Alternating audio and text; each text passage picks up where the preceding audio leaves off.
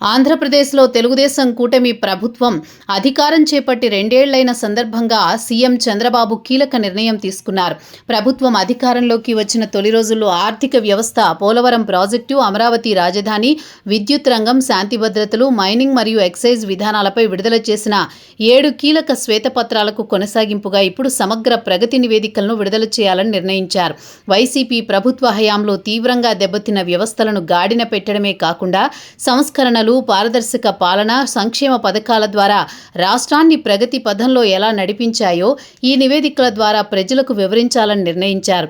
ఈ క్రమంలోని అన్ని శాఖలకు సంబంధించిన ప్రగతి నివేదికలు ఒకే చోట చేర్చి ప్రచురించాలని సీఎం చంద్రబాబు అధికారులకు స్పష్టమైన ఆదేశాలు జారీ చేశారు.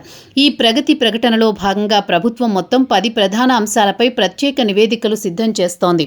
గతంలో అంటే రాష్ట్రంలో తెలుగుదేశం కూటమి ప్రభుత్వం కొలువిదీరిన తొలినాళ్లలో విడుదల చేసిన 7 శ్వేతపత్రాల యాక్షన్ టేకెన్ నివేదికలతో పాటు అభివృద్ధి, సుపరిపాలన, సంక్షేమం, సాధికారత విభాగాలపై సమగ్ర నివేదికలు విడుదల చేయనుంది. అభివృద్ధి నివేదికలో వ్యవసాయం, పరిశ్రమలు, మౌలిక వస్తువులు, పర్యాటక రంగాల పురోగతిని పొందుపరచగా, సుపరిపాలన నివేదిక ద్వారా నూతన విధానాలు, డిజిటల్ విప్లవం, వాట్సాప్ గవర్నెన్స్ వంటి సేవలు వివరాలను అందించనుంది. ఆర్థిక అభివృద్ధి, సంక్షేమ, పాలనా నివేదికలను స్వయంగా ముఖ్యమంత్రి చంద్రబాబు విడుదల చేస్తారు. మిగిలిన నివేదికలను సంబంధిత శాఖల మంత్రులు ప్రజా సమక్షంలో ఆవిష్కరిస్తారు.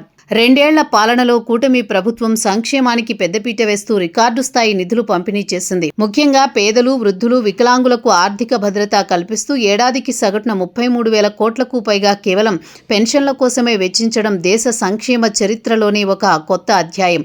అదేవిధంగా పేదవారి ఆకలి తీర్చేందుకు రాష్ట్ర వ్యాప్తంగా 269 అన్నా క్యాంటీన్లను అందుబాటులోకి తెచ్చి ఇప్పటి వరకు 230 కోట్ల నిధులను కేటాయించింది. దీనివల్ల ప్రతి నెలా వేలాది మంది నిరుపేదలు, ఆటో డ్రైవర్లు, కూలీలు భోజన ఖర్చులతో 2,500 నుంచి 3,000 వరకు పొదుపు చేయగలుగుతున్నారు.